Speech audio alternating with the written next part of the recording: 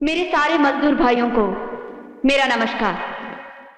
हर साल की तरह इस साल भी हमारी कंपनी के मैनेजर मिस्टर तिलक भंडारी को आप लोगों का यूनियन लीडर चुना गया है। अरे मैडम, इलेक्शन तो अभी हुआ नहीं, फिर मैनेजर साहब को हमारा यूनियन लीडर किसने चुन लिया? फैक्ट्री का यूनियन लीडर हमेशा मैं ही चुनती हूँ। लेकिन अब ऐसा नहीं होगा मैडम। हमारा लीडर कौन बनेगा या नहीं, ये हमें ही तय करना है। क्योंकि ये आराम का मामला है, अपन की चॉइस का मामला है। क्यों दोस्तों? मतलब अब आप लोग मेरे खिलाफ अपना लीडर खड़ा करेंगे? आपके खिलाफ नहीं मैडम, आपसे खड़ा कर रही हैं उसके खिलाफ। इसके खिलाफ खड़ा रहने की हिम्मत है किसमें? उठ राजू, उठ राजू।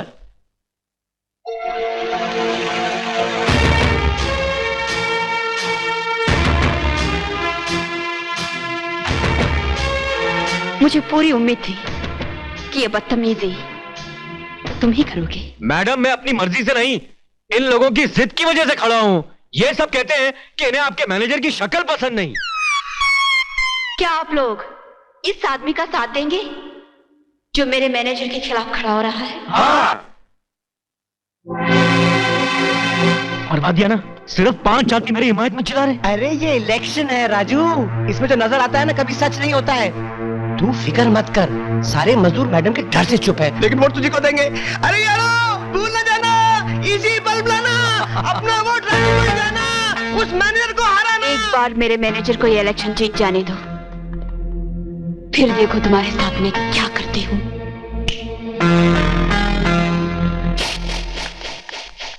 अब बात तुम्हारी जीत या हार की नहीं भंडारी, बल्कि मेरी इज्जत की है। अगर वो मजदूर यूनियन लीडर बन गया तो वो दूसरे मजदूरों को मेरे खिलाफ भड़काएगा, हड़ताल करवाएगा, उनके हक की बात करेगा। नो नो, कुछ भी हो जाए वो मजदूर जीतना नहीं चाहिए। He should not win. Understand?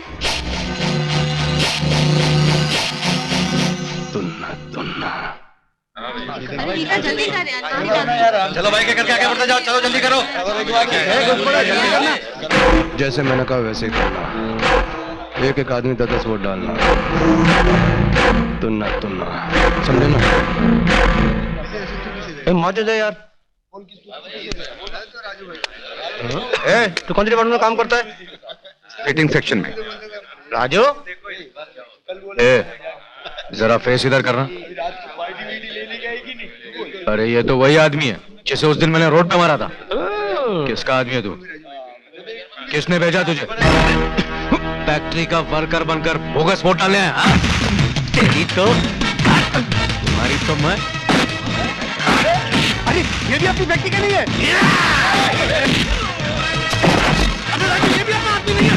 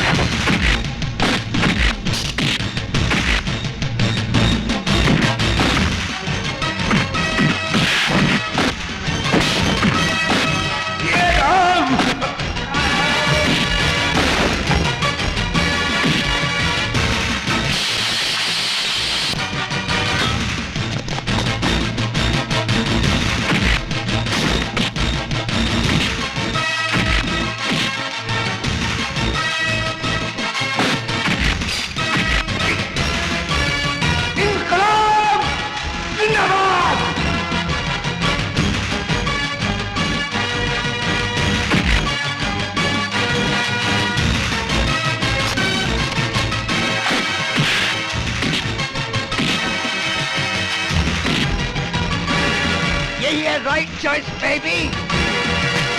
Mister राज वर्मा तिलक भंडारी से 460 वोटों से जीत गए हैं।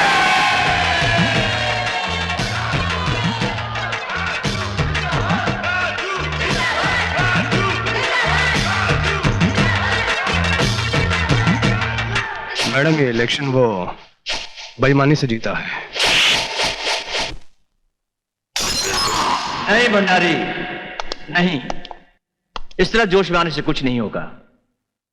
अपनी बेइज्जती का बदला तुम जरूर लोगे, लेकिन तुम्हारे तरीके से नहीं, हमारे तरीके से। मेरे दिमाग में एक बहुत अच्छा आइडिया आया है। आइडिया आपके दिमाग में? हाँ है रावत, जिस आइडिया से भंडारी अपनी बेइज्जती का बदला भी ले लेगा और इसके यूनियन लीडर ना बनने से हमें जो नुकसान हुआ है वो भी पूरा हो जाएगा। ऐसा भी क्या आइडिया डैड? शीतल जेटली का खून। डरो मत भंडारी, उस खून के धब्बे तुम्हारी आस्तीन पर नहीं आएंगे। वो कैसे? सुना है तुम्हारी फैक्ट्री में कुछ दिन पहले एक मजदूर का हाथ कट गया था। जब हादसे में हाथ कट सकता है तो गर्दन क्यों नहीं कर सकती? मिस्टर जगमोहन, हमारी फैक्ट्री के नए रूल्स एक बार सुना दो, ताकि नए यूनियन लीडर को हमारे नए नियमों के बारे में पता चल जाए। फैक्ट्री में अगर कोई मजदूर 1 मिनट भी देरी से पहुंचा तो उसे हफ्ते भर के लिए सस्पेंड कर दिया जाएगा।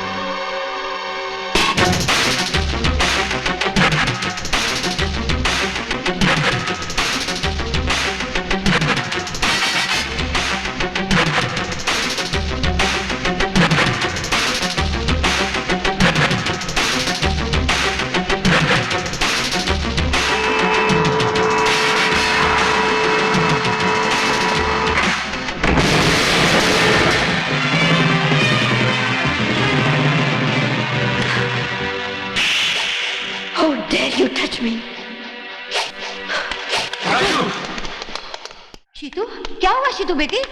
तेरी तबीयत तो ठीक है ना? लेकिन आज आने में इतनी देरी कैसे कर दी? जानती है कितनी फिक्र हो गई थी हम लोगों को।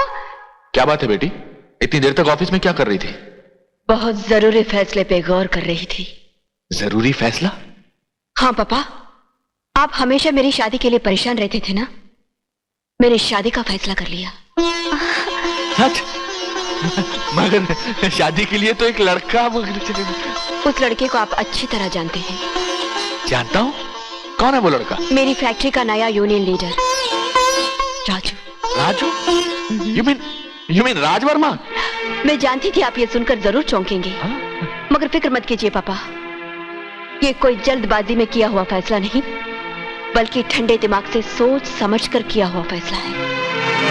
मेरी 1000 बदतमीजियों के बदले में आज उसने मेरी जान बचाकर मेरी आंखें खोल दी।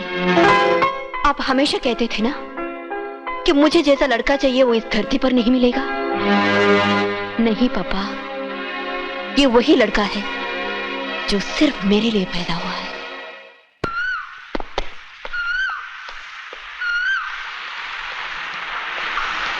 यस, आपने मुझे क्यों बुलाया? एक लड़की एक लड़के को अकेले में मिलने के लिए क्यों बुलाती है? जरूर कोई जरूरी बात होगी। कहो, क्या बात है? तुम खुद ही समझ जाओगे। मेरी आंखों में झांक के देखो, क्या कहती है? आंखों नजरों की जुबान में जरा कम समझता हूँ, इस मामले में जरा बुद्धू। तो ठीक है, मैं ही साफ साफ कह देती हूँ। हाँ, यही ठीक रहेगा। I love you। अरे सुनो तो, कहाँ भाग रहे हो? अरे काजल, मुझे चक्कर आ रहे हैं, मेरी तबीयत खराब हो रही है। आज तक किसी लड़की ने मुझे आई लव यू नहीं कहा, ना ही मैंने किसी लड़की को आई लव यू कहा है। तो तुम क्या समझते हो? तुमसे पहले मैंने 10 लोगों को आई लव यू कहा है और तुम 11वें हो? नहीं, मेरा मतलब ये नहीं था। तो ठीक है, अगर मैं तुम्हें पसंद नहीं तो तुम साफ साफ कह दो। नहीं काजल, तुम मुझे बहुत पसंद हो। हाँ, तो फिर प्यार का इकरार क्यों नहीं करते? डर लगता है। एक काम करो, कल संडे तुम अपने पिताजी को लेकर मेरे घर पहुंच जाना। एक बार मेरी माँ इजाजत दे देना तो फिर मैं एक बार क्या 100 बार कह सकूंगा। क्या? वही आई लव यू। पापा जी, मैं जिस कंपनी में काम करती हूँ उसमें एक लड़का काम करता है, राजू। अगर आप आशीर्वाद दें तो मैं उसके साथ अपना घर बसाना चाहती हूँ।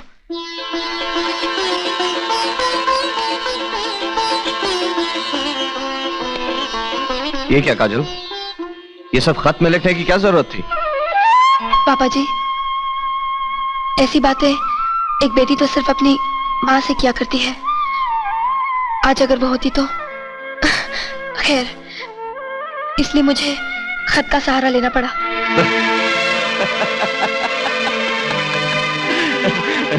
पापा जी, हम कल ही राजू के घर बात करने जाएंगे। मुझे तुझ पर पूरा भरोसा है बेटी। तूने जो भी कदम उठाया होगा बिल्कुल सही होगा। सच? हाँ। कहिए भाई साहब, आप जैसे बड़े आदमी का हमारे घर कैसे आना हुआ? घर बार और रुपए पैसे से भले हम बड़े हों, लेकिन आपके सामने झोली फैलाने आया हूं। घुमा फिरा कर बात करना तो मुझे नहीं आता बहन जी। सीधी बात यह है कि मैं अपनी बेटी के लिए आपके बेटे का रिश्ता मांगने आया हूं। मैं तो ये उम्मीद ही खो बैठा था कि मेरी बेटी की कभी शादी भी होगी, इसलिए कि उसे कोई लड़का ही पसंद नहीं आता था। मेरी खुशकिस्मती है कि उसे आपका बेटा पसंद आ गया। अरे काजल, तुम यहां कैसे? जी बस यूं ही माँ जी से मिलने चली आई थी। अरे तो बाहर क्यों खड़ी हो, अंदर आओ। बिल्कुल सही वक्त पर आई हूँ। बहन जी, अब अपने मुंह से मैं अपनी बेटी के बारे में क्या कहूँ? आप काजल से पूछ लीजिए कैसी है वो। जी मैं? अरे भाई, सबसे ज्यादा वक्त तो तुम उसके साथ गुजारती हो। अगर शीतल की शादी इनके राजू के साथ हो जाए तो कैसा रहेगा? बहुत अच्छा रहेगा माँ जी। इनकी बेटी से ज्यादा अच्छी बहू और दूसरी कोई नहीं मिलेगी आपको। काजल? हाँ पापा जी, हमारी मालकिन से शादी करके राजू की किस्मत का तारा ही चमक उठेगा। याद है माँ जी, एक दिन राजू के लिए लड़की तलाश करने की जिम्मेदारी आपने मुझे सौंपी थी। इनकी बेटी से ज्यादा अच्छी लड़की तो मैं कभी तलाश ही नहीं कर पाती। हमारी मालकिन तो खूबियों का खजाना है, खूबसूरत इतनी कि हमेशा नजर उतारने को दिल चाहता है, और ज़हीन इतनी कि 1 रुपए को 1 लाख बनाने की पूरी काबिलियत है उनमें। और खुशकिस्मत इतनी कि दुनिया को तो क्या, अक्सर मुझे भी उनकी किस्मत से जलन होती है। काजल बेटी, शादी ब्याह के संजोग तो ऊपर से जुड़ के आते ना पापा जी। माँ जी, आप इस रिश्ते के लिए फौरन हाँ कर दीजिए। मैं तो राजी हूँ बेटी, बस राजू की रजामंदी चाहिए। उसकी पसंद ही मेरी पसंद होगी। आप चाहेंगी तो वो भी राजी हो ही जाएगा। काजल, I love you Kajal, I love you, I love you काजल। किस्मत भी कैसे कैसे खेल खेलती है। हाँ? किस्मत? मैं कुछ समझा नहीं। तुमने प्यार का इजहार करने में बहुत देर कर दी राजू, बहुत देर। तो फिर तुम क्या अपने पिताजी को लेकर मेरे घर आई थी कि नहीं?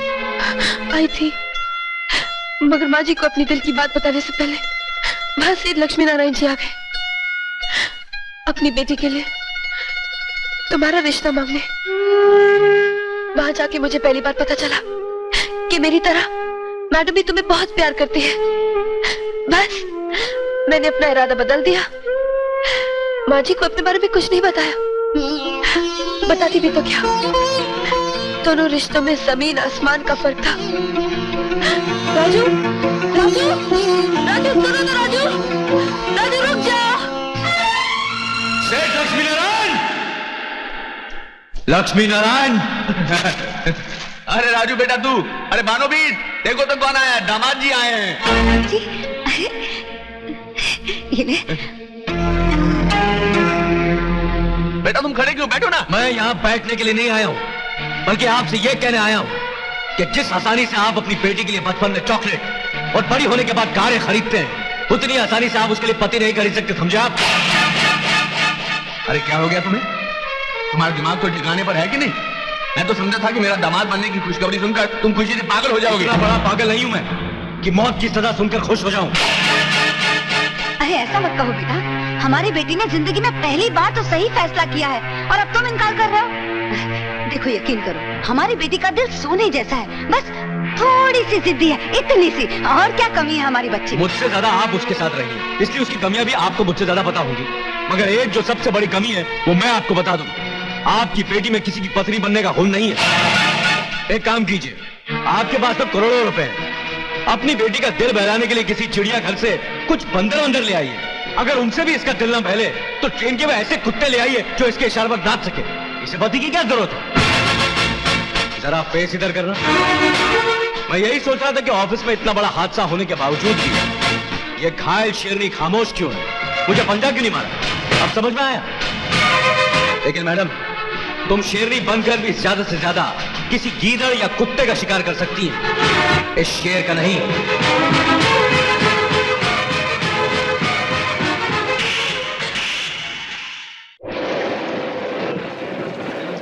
Raju, good morning sir. तुम तो जानते हो मैं तुम्हें पहली मुलाकात से ही पसंद करता हूं, लेकिन कल शादी से इनकार करके तुमने मेरे दिल में और जगह बना ली। देखो राजू, मुझे अपनी बेटी के लिए कोई जोरू का गुलाम नहीं चाहिए, बल्कि एक ऐसा पति चाहिए जो उसे काबू में रख सके, उसे सुधार सके, उसके स्वभाव को बदल सके। और अगर कोई ये सब कर सकता है तो वो सिर्फ तुम हो। शेर जी, मैं आपकी बेटी को सुधारने की कोशिश में मैं अपनी जिंदगी बर्बाद नहीं कर सकता। मैं जैसा हूं, जिस हाल में हूं, खुश हूं। और इस खुशी को कायम रखने के लिए मुझे एक ऐसी पत्नी चाहिए जो मेरी अपाहिज मां को अपनी मां समझे और उसकी सेवा कर सके। एक मिनट राजू, तुमने मुझे तो समझा दिया, लेकिन अगर तुम्हारी मां को शीतल पसंद आ गई तो क्या करोगे? क्या मतलब? मतलब ये कि शीतल तुम्हारी मां को मनाने तुम्हारे घर गई है। नमस्ते। मैंने तुम्हें पहचाना नहीं बेटी। मेरी ही फैक्ट्री में आपका बेटा काम करता है।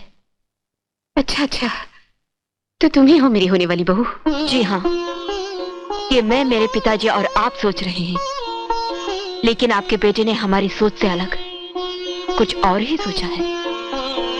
आप ये बताइए, आपको मैं पसंद हूँ? तुम तो बिल्कुल लक्ष्मी का रूप हो बेटी। लेकिन आपका बेटा मुझसे शादी नहीं करना चाहता। क्या? मुझसे हजारों लड़के शादी करना चाहते हैं, मगर मैं चाहती हूँ तो सिर्फ आपके बेटे को।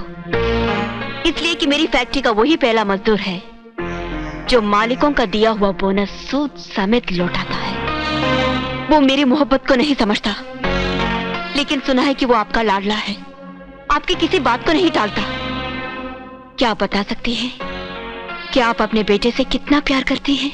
दुनिया की कोई भी माँ ये नहीं बता सकती कि वो अपने बेटे से कितना प्यार करती है, लेकिन मैं बता सकती हूँ कि मैं आपके बेटे से कितना प्यार करती हूँ।